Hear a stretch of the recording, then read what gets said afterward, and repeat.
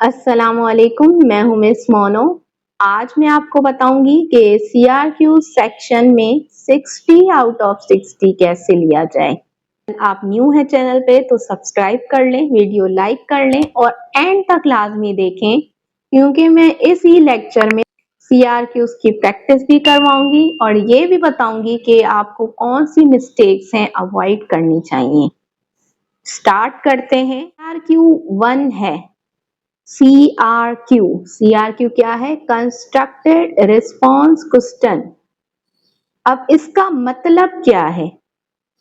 Q मतलब question, जो question है, R मतलब रिस्पॉन्स, इसका आप रिस्पॉन्स करें जो कि कंस्ट्रक्टेड होना चाहिए, C होना चाहिए। अब कंस्ट्रक्टेड का मतलब है कि आपकी नॉलेज के अकॉर्डिंग होना चाहिए, ऐसे नहीं कि आप बुक में से उठा के डेफिनेशंस लिख दें।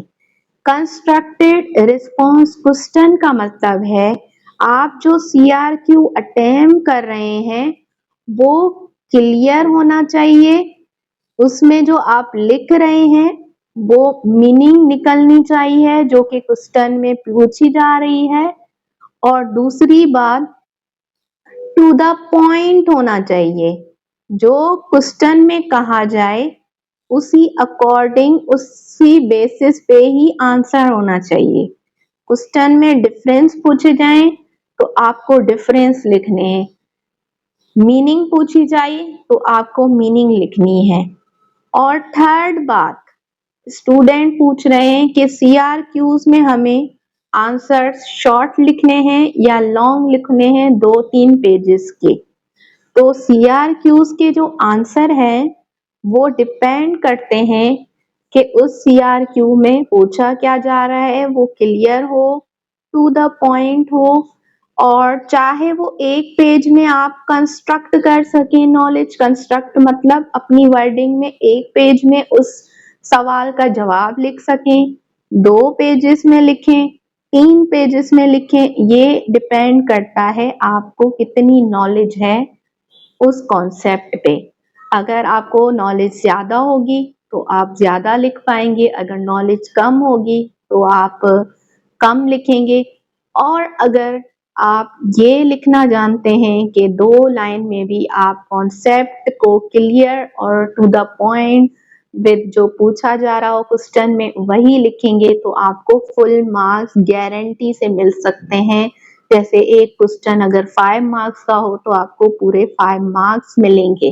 अगर आप जो क्वेश्चन में पूछा जा रहा है उसी का ही सेम आंसर दे रहे हैं अपनी ओन वर्डिंग में, नॉलेज को कंस्ट्रक्ट कर रहे हैं, जो क्वेश्चन पूछा जा रहा है उसी के बारे में आपको लिखना होगा with real life examples use करके, विथ क्लासरूम एग्जाम्पल्स यूज करके। आपको एग्जामिनर को दिखाना होगा कि आपको नॉलेज है, आप क्लियर आंसर दे सकते हैं, आपकी राइटिंग क्रिएटिव है, आपने टू द पॉइंट लिखा है, आपने कॉन्सेप्चुअल लिखा है। अगर ये सारे पॉइंट्स आ गए इस आंसर में तो आपको पूरे मार्क्स लेने से कोई नहीं रोक सकता।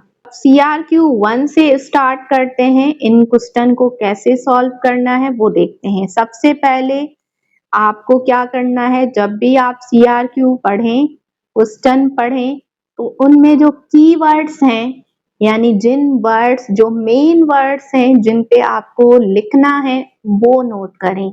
अब क्या है, व्हाट इज द डिफरेंस लिखना है, what is the main difference, क्या लिखना है, डिफरेंस लिखना है, यानी कि फर्क बताना है। किसमें फर्क बताना है? टीचर सेंटर्ड और लर्नर सेंटर्ड टीचिंग में। तो आपको 2 मेन कीवर्ड्स मिल गए, एक टीचर सेंटर्ड, दूसरा लर्नर सेंटर्ड टीचिंग। तो आप क्या करेंगे, आप ऐसे लाइन बना के सेंटर में भी लिख सकते हैं कि ये हो गया टीचर सेंटर्ड और ये हो गया लर्नर सेंटर्ड। और आप क्या करेंगे, कीवर्ड्स, आइडियाज कलेक्ट करेंगे रफ वर्क में कि आपको इनमें कौन से पॉइंट लिखने हैं। देन आप रफ वर्क लिख के उसको फिर फेयर में डिटेल्ड में लिख सकते हैं। कुछ पॉइंट्स आते हैं जैसे टीचर का रोल क्या है, स्टूडेंट का रोल क्या है, क्लासरूम कैसी होती है टीचर सेंटर्ड में, मेथड कौन से यूज होते हैं, ये कौन सी अप्रोच है। तो आपको ये पॉइंट्स कलेक्ट करने हैं, आइडियाज कलेक्ट करने हैं। इसी तरह लर्नर सेंटर टीचिंग में भी आपको पॉइंट्स कलेक्ट करने हैं कि रोल क्या होता है लर्नर सेंटर टीचर में, टीचर का रोल क्या होता है, स्टूडेंट का रोल क्या होता है, स्टूडेंट कैसे होते हैं, एक्टिव होते हैं, पैसिव होते हैं, लर्निंग कैसी होती है, इन्वायरमेंट कैसा होता है। ये सब पॉइंट्स जब आप कलेक्ट कर लेंगे तो डिटेल में लिखना, आपको कॉन्सेप्चुअल लिखना बिल्कुल इजी लगेगा।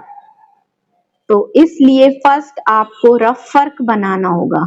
जैसे ही आप रफ वर्क बनाएंगे इसको हम कहते हैं आइडियाज कलेक्ट करना, और एजुकेशनल टर्म में हम इसे बोलेंगे ब्रेन स्टॉर्मिंग। ब्रेन स्टॉर्मिंग में हम क्या करते हैं, हमारे ब्रेन में जो मेन कीवर्ड होता है उससे रिलेटेड पॉइंट्स ढूंढते हैं, आइडियाज ढूंढते हैं जो कि इस मेन कीवर्ड्स में सब टॉपिक की तरह आ सकते हैं या सब पॉइंट्स की तरह आ सकते हैं। उन पॉइंट्स को लिखेंगे, फिर उसी से हम क्या करेंगे, हम सीआरक्यू में डिटेल्ड आंसर लिखेंगे।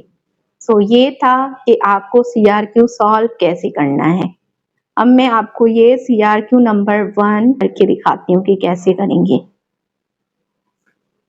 CRQ number 1 है, what is the main difference between teacher centered and learner centered teaching।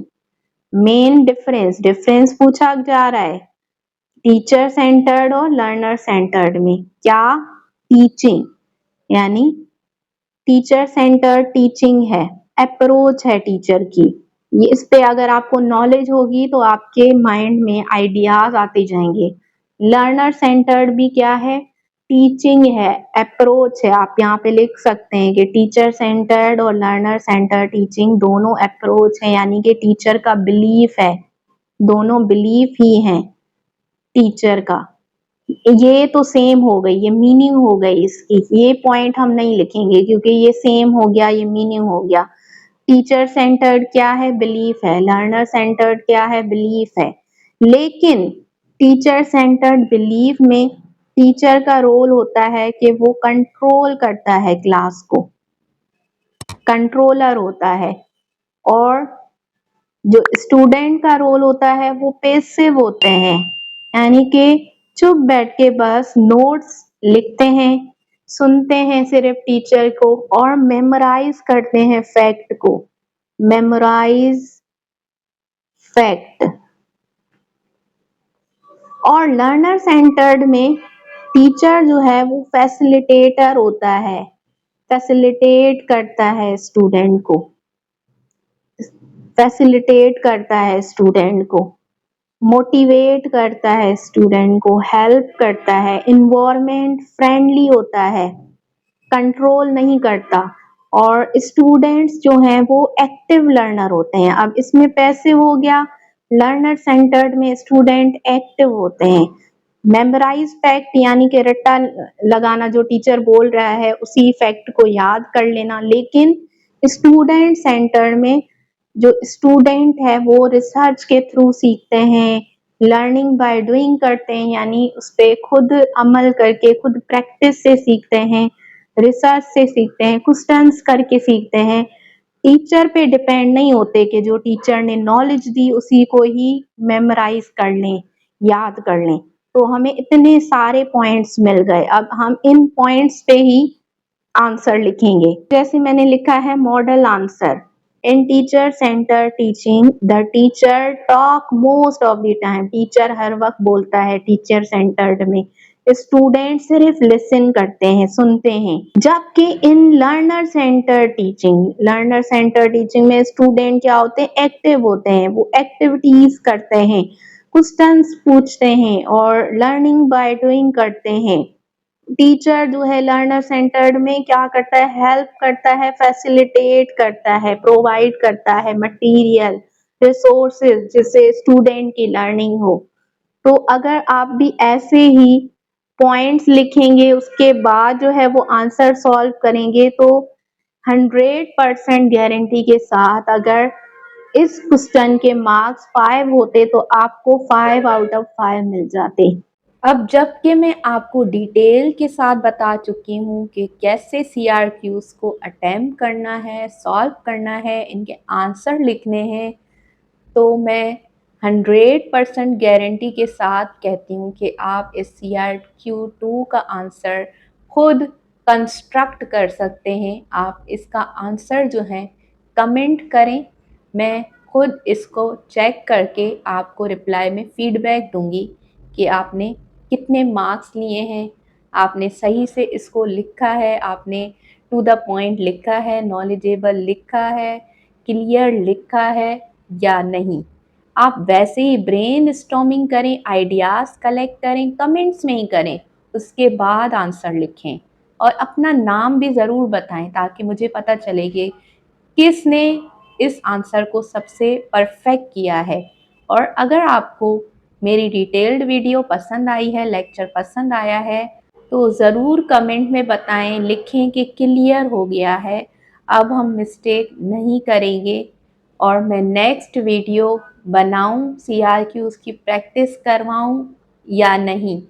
और जो भी आंसर इसका लिखेगा कमेंट में, मैं फीडबैक दूंगी, रिव्यू करूंगी और नेक्स्ट वीडियो में, नेक्स्ट लेक्चर में बताऊंगी कि किसने इसका आंसर जो है बिल्कुल करेक्ट दिया है और फिर मैं भी इस मॉडल आंसर को लिखूंगी बिल्कुल सेम तरीके से जैसे हमने सीखा है।